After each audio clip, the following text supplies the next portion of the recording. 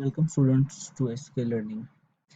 ऊप interview series के आज इस लेक्चर में हम देखेंगे ऑपरेटर ओवरलोडिंग को। ये एक बड़ा इंपॉर्टेंट कंसेप्ट है जो कि ऊप के अंदर हम यूज़ करते हैं और इंटरव्यूज़ में काफ़ी पूछा भी जाता है कि ऑपरेटर ओवरलोडिंग क्या होती है, किस तरह से करते हैं, किन ऑपरेटर्स को ओवरलोड कर सकते हैं, किन को नहीं कर सकते और जिनको नहीं कर सकते उनको क्यों नहीं कर सकते। तो ये कुछ क्वेश्चंस हैं जो कि आपसे पूछे जाते हैं, फिर प्रोबेबली कुछ जगहों पर कोड भी लिखवा के लिखवाया जाता है या फिर आपसे कुछ वैसे क्वेश्चंस किए जाते हैं कोड के रेलेवेंट। तो इसको हम अभी स्टार्ट करेंगे कि क्या होती है ऑपरेटर ओवरलोडिंग। पहली चीज़ तो ये है कि इसको आपने कंफ्यूज या मिक्स नहीं करना फंक्शन ओवरलोडिंग के साथ। Right, function overloading is a separate concept जो कि नॉन ऊप का कंसेप्ट है। फंक्शन ओवरलोडिंग आपका विदाउट ऊप यानी कि जब हम ऊप के बगैर भी उसकी डिस्कशन होती है, लेकिन जो ऑपरेटर ओवरलोडिंग है ये आपका ऊप का एक टॉपिक है। अच्छा, इसको स्टार्ट करने से पहले आप हमने डाटा टाइप्स पढ़ी हुई हैं। हमें पता है कि दो तरह की डाटा टाइप्स होती हैं, एक को हम बोलते हैं प्रिमिटिव डाटा टाइप्स, एक को बोलते हैं यूजर डिफाइंड डाटा टाइप्स। अब जो प्रिमिटिव टाइप्स होती हैं वो टाइप्स हैं जो कि हम आम यूज़ करते हैं प्रोग्रामिंग में, like int, float, double, character, bool. ये वो टाइप्स हैं जो कि सी प्लस प्लस की अपनी टाइप्स होती हैं, मतलब उसने खुद से बनाई होती हैं, उनको प्रिमिटिव टाइप्स बोलती हैं। फिर कुछ टाइप्स होती हैं जो कि हम बनाते हैं, यूजर डिफाइंड टाइप्स, जिनको हम क्लासेस बोलते हैं। ये क्लासेस को हम यूजर डिफाइंड टाइप्स भी बोलते हैं। जैसे कि अगर फॉर एग्जांपल मैं मैथमेटिकल काम कर रहा हूँ तो मैं उसके लिए कोई कम्प्लेक्स नंबर की क्लास बना सकता हूँ। मैं अगर कोई रेक्टेंगल का कोई काम कर रहा हूँ तो मैं रेक्टेंगल की क्लास बना सकता हूँ। मैं स्टूडेंट का कोई फीचर बना रहा हूँ तो मैं स्टूडेंट की क्लास बना सकता हूँ। तो ऐसे ही यूजर डिफाइंड क्लासेस हम खुद बनाते हैं, तो इनको हम यूजर डिफाइंड डाटा टाइप्स बोलते हैं। अब यहाँ पर असल बात ये है कि हम ये जो ऑपरेशंस करने होते हैं डाटा टाइप्स के ऊपर, जैसे कि अगर इंटीजर, फ्लोट, डबल, करैक्टर है तो इनके ऊपर हमें जो ऑपरेशंस करने होते हैं, जैसे कि हमने इन दो नंबर्स को ऐड करना है, मल्टीप्लाई करना है, डिवाइड करना है, इक्वालिटी चेक करनी है, नॉट इक्वालिटी चेक करनी है, greater than less than check करना है। तो इन सब चीज़ों को चेक करने का जो तरीका है that is quite simple in primitive data type. For example अगर आप इसको देखें यहाँ पर, सो हमारे पास दो नंबर्स हैं, int a equal to 2, int b equal to 2। और ये दोनों वेरिएबल हैं ए और बी, इनकी टाइप है इंटीजर, यानी कि ए और बी दोनों के टाइप है इंटीजर, और इंटीजर्स प्रिमिटिव टाइप्स हैं। तो अगर हमें इनको ऐड करना है यानी कि हमें इसे प्लस का ऑपरेशन परफॉर्म करना है, तो हम वैसे ही परफॉर्म करते हैं जैसे हम रेगुलर मैथमेटिक्स में करते हैं, यानी कि हम लिखेंगे ए प्लस बी और प्लस का ऑपरेटर से यूज करेंगे जिससे ये दोनों नंबर प्लस हो जाएंगे और इनका जो आंसर है वो स्टोर हो जाएगा in the third variable c. उसको भी हम यहाँ पर डिक्लेयर कर देंगे। यानी कि द मेन पॉइंट इज कि आप जो ऑपरेटर यूज करते हैं वो वही ऑपरेटर होते हैं जो आप मैथमेटिक्स में भी यूज करते हैं, और उनको उसी तरीके से इस्तेमाल किया जाता है जैसे हम मैथमेटिक्स में यूज करते हैं। जैसे कि मैथमेटिक्स में दो नंबर को जमा करने के लिए आप 2+3 करेंगे, यहाँ पर आप a+b करेंगे, यानी कि पैटर्न सेम है। लेकिन ये जो चीज़ है ये एप्लीकेबल नहीं होती यूजर डिफाइंड टाइप्स के साथ। यानी कि अगर आपके पास इन द सिमिलर फैशन दो क्लासेस हों और आपने दो क्लासेस को जमा करना हो, तो दो क्लासेस को हम a+b करके जमा नहीं कर सकते। फॉर एग्जांपल हमारे पास एक क्लास है रेक्टेंगल, दो एक क्लास है रेक्टेंगल, इसका एक ऑब्जेक्ट है r1 और एक ऑब्जेक्ट है R2। अब आपने रेक्टेंगल के दो ऑब्जेक्ट को जमा करना है, और इस रेक्टेंगल के एक ऑब्जेक्ट में फर्स्ट वाली रेक्टेंगल की लेंथ है, दूसरे वाली रेक्टेंगल की विड्थ है, यानी कि ये रेक्टेंगल की लेंथ है और एक विड्थ है। और इस तरह से R2 एक और ऑब्जेक्ट है रेक्टेंगल का, इसमें भी फर्स्ट वाली लेंथ है, दूसरी वाली विड्थ है। आप ये सपोज कर सकते हो कि ये एक रेक्टेंगल है जो कि आपकी जिसकी जो लेंथ है वो है आपकी 2.5 और जो इसकी विड्थ है वो है 1.5। इस तरह से ये एक रेक्टेंगल है, इसकी लेंथ है 5.5 और विड्थ है 2.5। अब आपने अगर इन दोनों रेक्टेंगल्स को जमा करना है, यानी कि ये आपकी R1 है, ये आपकी R2 है, अगर आपने इन दोनों रेक्टेंगल्स को जमा करना है तो आप R1 प्लस R2 लिख के नहीं कर सकते, मतलब आप ऐसे नहीं कर सकते जैसे आपने प्रिमिटिव को किया था। द रीजन इज के ये क्लासेस हैं, ये क्लासेस के ऑब्जेक्ट्स को आप इस तरह से कोई उसमें मैथमेटिकल ऑपरेशन परफॉर्म नहीं कर सकते, प्लस माइनस मल्टीप्लाई ऐसे डायरेक्टली नहीं कर सकते। हाँ, आप फंक्शन बना सकते हो, लाइक आप ऐड का फंक्शन बना ले और आप R1 डॉट ऐड लिख के उसको कॉल कर लें, दैट इज सेपरेट थिंग। लेकिन हमने इन ऑपरेटर्स को यूज करना है अपनी क्लासेस के साथ भी, यानी कि जिस तरह से हमने यहाँ पर यूज किया है इस तरह से हम चाहते हैं कि बिल्कुल इसी पैटर्न पे हम अपने क्लासेस के साथ भी यूज करें, कि अगर हम दो ऑब्जेक्ट्स को ऐड करना चाह रहे हैं तो इस ऑपरेटर प्लस के ऑपरेटर के साथ हम दो चीज़ों को ऐड कर सकें। तो इस तरह की चीज़ के लिए हमें अपने ऑपरेटर को करना पड़ता है ओवरलोड। हमें इस तरह की चीज़ के लिए हमने अपने ऑपरेटर्स को सेपरेटली सबको करना पड़ता है ओवरलोड। तो इसका मतलब यहाँ पर हम प्लस के ऑपरेटर को करेंगे ओवरलोड। अब चलते हैं कोड में, एक रेक्टेंगल की क्लास बनाते हैं और फिर देखते हैं कि ये चीज़ जो हम अभी ऑपरेटर ओवरलोड की बात कर रहे हैं ये कैसे होती है प्रोग्रामिंग कोड के अंदर। यहाँ पर हम कोड के अंदर आ गए। यहाँ पर हम एक रेक्टेंगल की क्लास बना लेते हैं और इसके दो डाटा मेंबर रख लेते हैं प्राइवेट टाइप्स के। एक हम रख लेते हैं लेंथ और एक हम रख लेते हैं विड्थ। और अब आप इसमें आप एक कंस्ट्रक्टर भी क्रिएट कर सकते हैं। लाइक आप यहाँ से पैरामीटराइज्ड कंस्ट्रक्टर क्रिएट कर लें जिसके अंदर आप रिसीव करेंगे length in the variable L और आप रिसीव करेंगे width in the variable double. तो आपने इसके अंदर दो लेंथ के वेरिएबल में आपने लेंथ को स्टोर किया, विड्थ के वेरिएबल में आपने विड्थ को स्टोर किया। तो एक हम डिस्प्ले का फंक्शन भी यहाँ पर बना लेते हैं सो दैट हमें पता चल जाए कि अगर जब हम प्रिंट करवाएं किसी भी चीज़ को तो हमें पता चल जाए कि वो चीज़ प्रिंट हुई है। वाइट डिस्प्ले का फंक्शन बना लेते हैं जो कि हमें प्रिंट करवा दे लेंथ को। ये हम लेंथ का मैसेज एक प्रिंट करवा देते हैं और इसके आगे हमने लेंथ प्रिंट करवा दी। हम नेक्स्ट लाइन पर आ जाते हैं। इसी तरह से हम विड्थ प्रिंट कर देते हैं।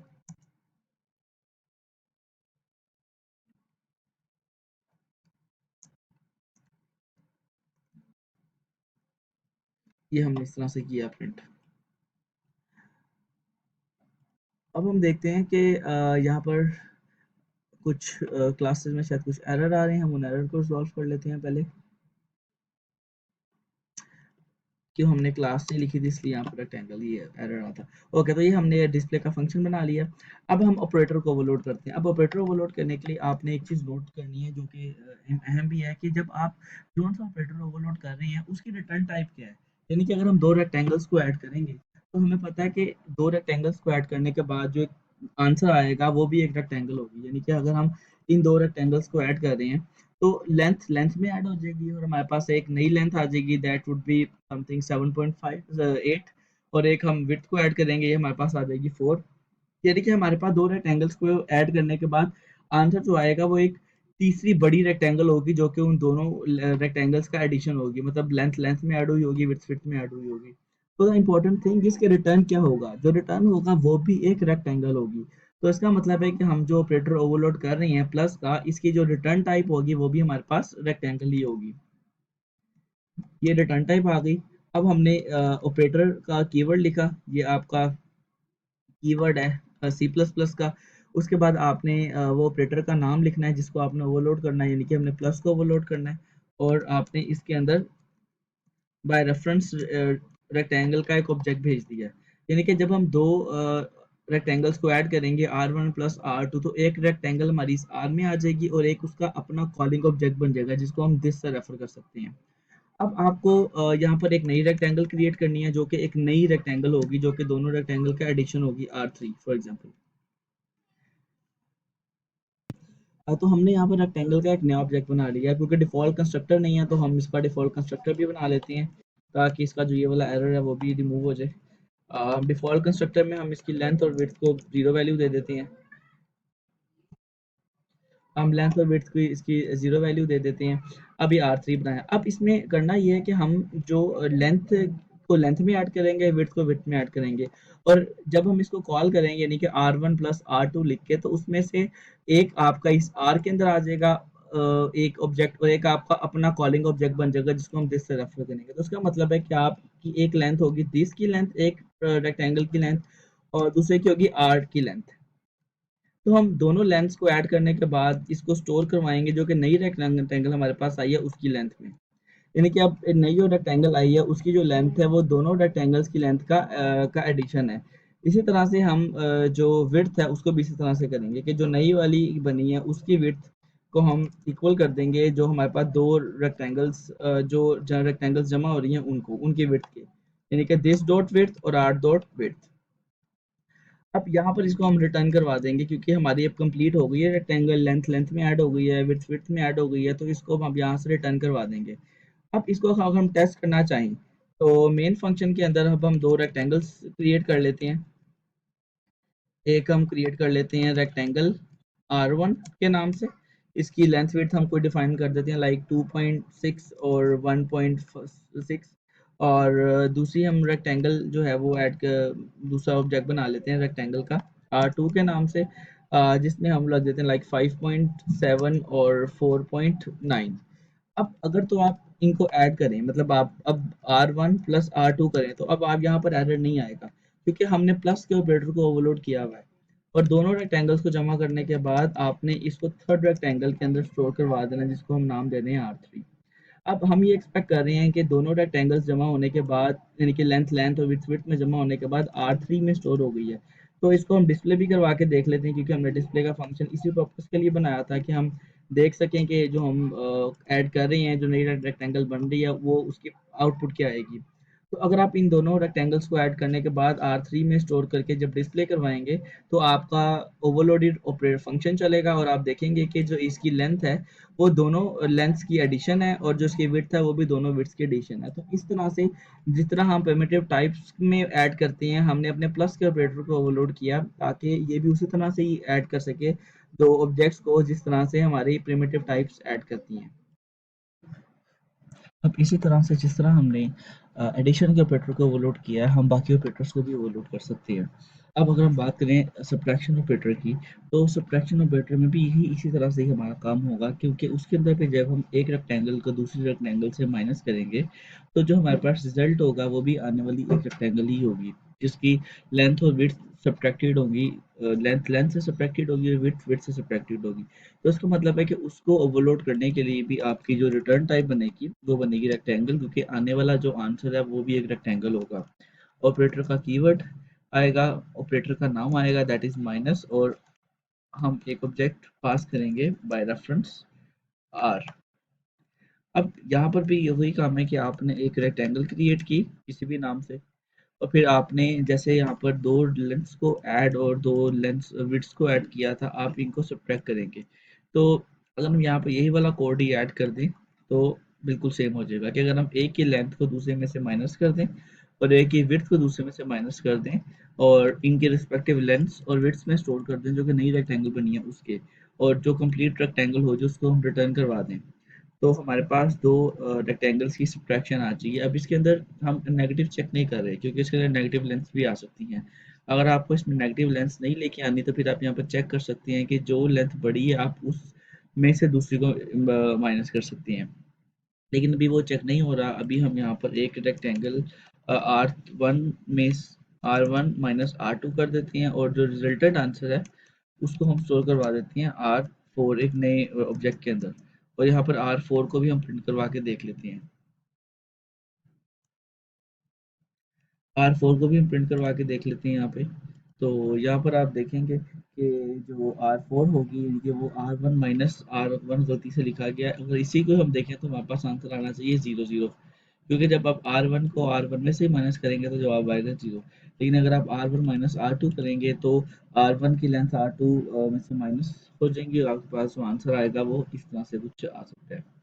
बिल्कुल इसी तरह से हम मल्टीप्लिकेशन और डिवीजन भी कर सकते हैं, क्योंकि मल्टीप्लिकेशन और डिवीजन में भी जब आप दो रेक्टेंगल्स की लेंथ्स और विड्थ्स को मल्टीप्लाई करेंगे, तो आपके पास एक आने वाला आंसर जो है वो एक रेक्टेंगल ही होगी। तो हम सेम इसको कॉपी कर सकते हैं इस तरह, और जो ऑपरेटर है वो होगा मल्टीप्लाई का। इस तरह से हम लेंथ को लेंथ से मल्टीप्लाई कर सकते हैं और विड्थ को विड्थ से मल्टीप्लाई करके स्टोर करवा सकते हैं। बिल्कुल इसी तरह से हम डिवीजन ऑपरेटर भी ओवरलोड कर सकते हैं। हम लेंथ को लेंथ से डिवाइड कर देंगे, विड्थ को विड्थ से डिवाइड कर देंगे, और आने वाले जो आंसर है वो रिस्पेक्टिव लेंथ और विड्थ में स्टोर करके इसको रिटर्न करवा सकते हैं। तो ये चार तो ऐसे ऑपरेटर थे जो कि अरिथमेटिक ऑपरेटर्स जो बिल्कुल एक जैसे थे। लेकिन अब कुछ ऑपरेटर्स होते हैं जिनके लिए हमें कुछ डिफरेंट काम करना पड़ता है। जैसे कि अगर हम ये चाह रहे हैं यहाँ पर, फॉर इंस्टेंस मैं ये चाह रहा हूँ कि एक मैंने रेक्टेंगल बनानी है एक नई, for example rectangle R5 suppose, और R5 के अंदर मैंने वही वैल्यूज रखनी है जो मैंने R1 में रखी थी, यानी कि हमें एक रेक्टेंगल की वैल्यू को दूसरी के बराबर करना है। बिल्कुल इसी तरह से जब हम दो वेरिएबल्स क्रिएट करते हैं, एक को हमने वैल्यू दी होती है और जब दूसरा क्रिएट करते हैं उसको पहले वाली वैल्यू ही देनी होती है। तो हम कुछ इस तरह का काम करते हैं, हम करते हैं इंट a इक्वल टू 4, और इंट बी इक्वल टू, इसको वही वैल्यू देनी जो ए को दिया, तो हम बी इक्वल टू ए कर देते हैं। तो सिमिलर वैल्यू जो कि ए में है वो बी में ही चली जाती है। यानी कि हम यहाँ पे जो आपका ये असाइनमेंट ऑपरेटर है इक्वल का, इसको इसकी फंक्शनलिटी हम अपनी क्लासेस में यूज करना चाह रहे हैं।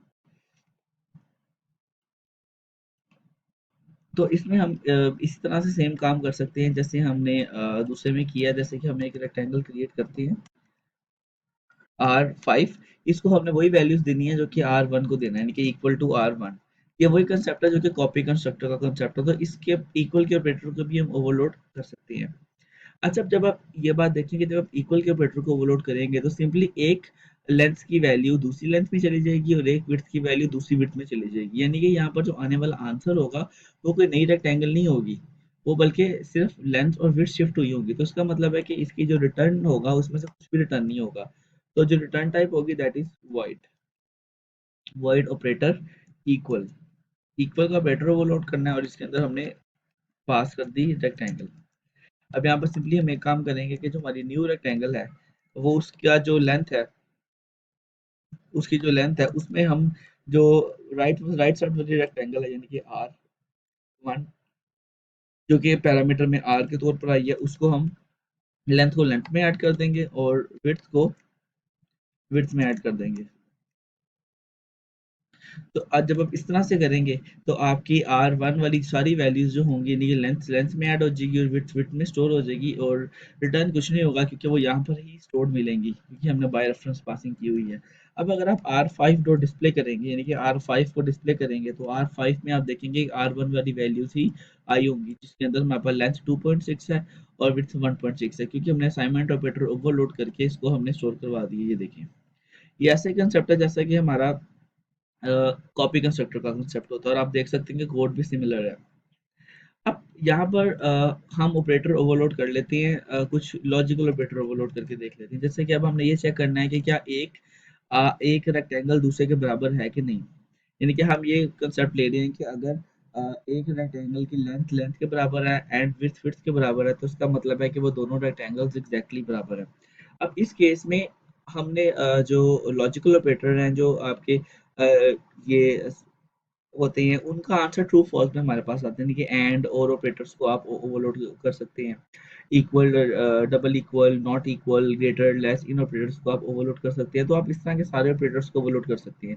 सबसे पहले मैं जिस ऑपरेटर को ओवरलोड कर रहा हूँ दैट इज डबल इक्वल, यानी कि आपको ये चेक करना है कि अगर R1 बराबर है R2 के तो आप यहाँ पर कोई मैसेज प्रिंट करवा सके कि बोथ, यहाँ पे लिख सकें कि R1 is equal to R2। और अगर ऐसा नहीं है, मतलब R1 R2 के इक्वल नहीं है, तो आप यहाँ पर प्रिंट करवा सकें R1 is not equal to R2। अब आप देख रहे हैं कि यहाँ पर एरर आ रहा है, वो एरर इसलिए आ रहा है क्योंकि अभी हमने इस ऑपरेटर को ओवरलोड नहीं किया। अब इस ऑपरेटर को ओवरलोड करने के लिए हम यहाँ पर जो रिटर्न टाइप लिखेंगे वो होगी बूल, क्योंकि यहाँ तो इसका आंसर ट्रू आएगा या इसका आंसर फॉल आएगा, फॉल्स आएगा। तो R1 इक्वल टू R2, यहाँ तो R1 इक्वल होगी या इक्वल नहीं होगी, तो इसका मतलब हम इसकी रिटर्न टाइप लिखेंगे बूल। बाकी सिंटैक्स आपका सेम है, ऑपरेटर, डबल इक्वल का साइन, और हम रेक्टेंगल पास कर देंगे इसके अंदर R। अब इसके अंदर हम चेक कर लेंगे, इसके अंदर हम चेक करेंगे कि अगर हमारी जो अब दो रेक्टेंगल्स हैं जैसे कि हमने ऐड में किया था और बाकी ऑपरेटर्स में किया था, हमारे पास R1 इक्वल टू R2 अब दो हैं। तो जो आपकी एक होगी राइट साइड वाली वो आपकी इस पैरामीटर में चली जाएगी यानी कि R2, और R1 जो होगी वो आपका दिस ऑपरेटर से रेफर किया जाएगा उसको।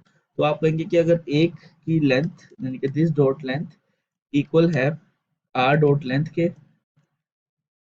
एंड दिस की विड्थ इक्वल है R की विड्थ के, इसको हम यहाँ पर ऐसे चेक लगा सकते हैं। अगर लेंथ भी इक्वल है और विड्थ भी इक्वल है तो हम यहाँ पर ये आंसर देंगे,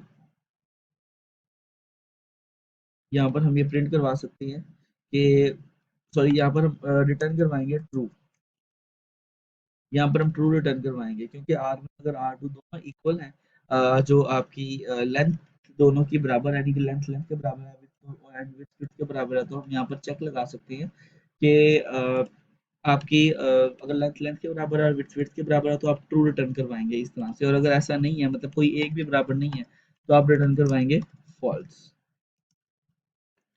अब जब आप इस ऑपरेटर को कॉल करेंगे, इस लाइन ये लाइन लिखिए यानी कि R1 इक्वल टू R2, तो अब ये दोनों चेक होंगे, मतलब दोनों की लेंथ लेंथ से चेक होगी, विड्थ विड्थ से चेक होगी। अगर ये दोनों मैच की तो आपका ट्रू रिटर्न हो जाएगा यहाँ पर, और अगर ये इस जगह पर ट्रू आएगा तो आपकी इफ कंडीशन एग्जीक्यूट हो जाएगी, अगर फॉल्स आएगा तो आपकी एल्स कंडीशन एग्जीक्यूट हो जाएगी। अब यहाँ पर हम R1 R2 को चेक कर रहे हैं और आप देख सकते हैं कि R1 is different from R2। तो यहाँ पर हमारे पास फॉल्स रिटर्न होना चाहिए और हम जो मैसेज प्रिंट होना चाहिए वो होना चाहिए R1 is not equal to R2, इस तरह से। लेकिन अगर हम दोनों को सेम कर दें, यानी कि अगर मैं इसकी लेंथ और इसकी विड्थ को R2 के बिल्कुल सेम इक्वल कर दूं, तो आप देखेंगे कि इसका आंसर जो आएगा वो ट्रू रिटर्न होगा हमारे फंक्शन से, और वहां पर लिखा आ जाएगा हमारे पास कि R1 एग्जैक्टली इक्वल है R2 के, इस तरह से। तो इस तरह से आप इसको चेक कर सकते हैं। सिमिलरली आप नॉट इक्वल का ऑपरेटर भी ओवरलोड कर सकते हैं, जिसकी जो कंडीशन है वो एग्जैक्टली इसके रिवर्स है, कि अगर इसका नॉट इक्वल का ऑपरेटर ओवरलोड करें इस तरह से, तो आप देख सकते हैं कि हम ये चेक, अब हमने इसका काम रिवर्स करना है, कि जब ये बराबर नहीं है तो हमने ट्रू रिटर्न करवाना है, जहाँ पहले हम फॉल्स करवा देते हैं, और अगर बराबर है तो हम फॉल्स रिटर्न करवाएंगे। इसी तरह से greater than, less then, greater equal, less equal, ये ऑपरेटर भी आप ओवरलोड कर सकते हैं। इनमें से हम ग्रेटर का ऑपरेटर ओवरलोड करके देख लेते हैं। यहाँ पर हमने ये देखना है कि अगर तो एक रेक्टेंगल दूसरे से बड़ी है तो ट्रू रिटर्न हो, और एक रेक्टेंगल दूसरे से बड़ी नहीं है तो फॉल्स रिटर्न हो। अब ये हमारा कंसेप्ट है कि हम एक रेक्टेंगल को दूसरे से बड़ा कब मान रहे हैं। एक तो इसका केस ये है कि हम ये कह सकते हैं कि अगर लेंथ भी एक रेक्टेंगल की दूसरी रेक्टेंगल से बड़ी है एंड विड्थ भी बड़ी है, तो वो रेक्टेंगल दूसरी रेक्टेंगल से बड़ी है। यहाँ दूसरा कॉन्सेप्ट हम ऐसे भी कर सकते हैं, हम एरिया वाइज भी कर सकते हैं, कि आप एक रेक्टेंगल का एरिया निकालें और उसको मैच करें दूसरे रेक्टेंगल के एरिया से। अगर एक का एरिया दूसरे से बड़ा है तो हमें डिक्लेयर कर सकते हैं कि एक रेक्टेंगल दूसरी रेक्टेंगल से बड़ी है। लेकिन इन दोनों केसेस में जब हमारे पास जो आंसर आएगा वो बूलियन फॉर्म में आएगा, क्योंकि एक रेक्टेंगल यहाँ तो दूसरे से बड़ी होगी या नहीं होगी। तो बूल ऑपरेटर, ग्रेटर देन का साइन जो हमने ओवरलोड करना है, और ये रेक्टेंगल आर। अब हम एरिया वाइज अगर इसको यहाँ पर कर लेते हैं, हम पहले एरिया निकाल के एक वेरिएबल में स्टोर करवा लेते हैं, लाइक एरिया 1। ये हम एरिया निकाल लेते हैं फर्स्ट रेक्टेंगल का, वो आप किसी का भी निकाल सकते हैं, लाइक आप लेफ्ट वाली का निकाल सकते हैं। लेफ्ट वाली का मतलब है कि हम इसको इस तरह से चेक करेंगे, if R1 is greater than R2। ठीक है। अब यहाँ पर जो लेफ्ट वाली है R1 वो दिस ऑपरेटर से रेफर की जाएगी, और जो राइट वाली है वो पैरामीटर्स में हमारे पास जाएगी। तो आप यहाँ पर चेक कर सकते हैं लेफ्ट वाली जिसको हम जिससे रेफर कर रहे हैं, कि अगर लेंथ मल्टीप्लाई विड्थ, क्योंकि जो रेक्टेंगल का एरिया होता है वो उसकी लेंथ और विड्थ को मल्टीप्लाई करने से आ जाता है। ये हमारे पास फर्स्ट का एरिया आया, इसके बाद हम सेकंड का एरिया निकाल लेते हैं, उसको भी हम वेरिएबल में स्टोर करवा लेते हैं, और वो हमारे पास इस आर वेरिएबल में आएगा, R dot length multiply R dot width. तो यहाँ पर हम चेक कर सकते हैं कि अगर area 1 which is the area of first rectangle is greater than the area of second rectangle, so it means the area of first rectangle is greater, so we will return true। और अगर ऐसा नहीं है तो हम यहाँ से return करवाएंगे false।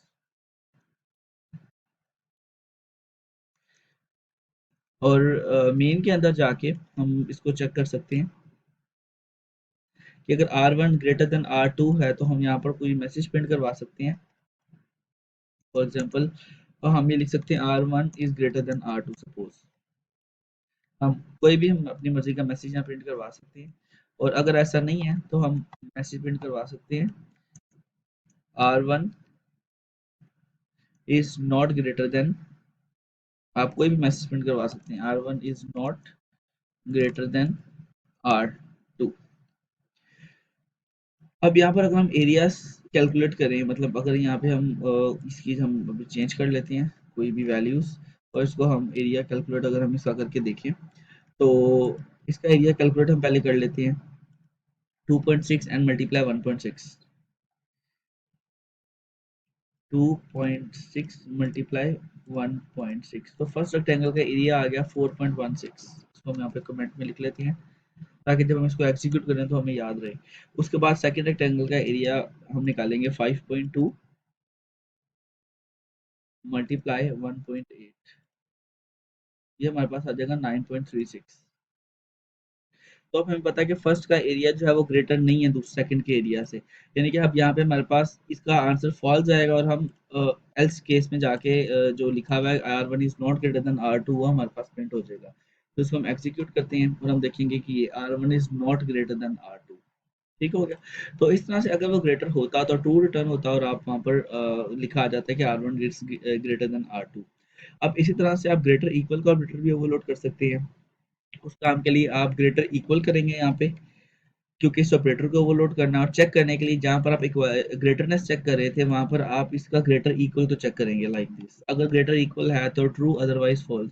Similarly if you are checking the less than, तो आप लेस देन का ऑपरेटर ओवरलोड करेंगे और आप एरिया 1 को एरिया 2 का लेस चेक करेंगे।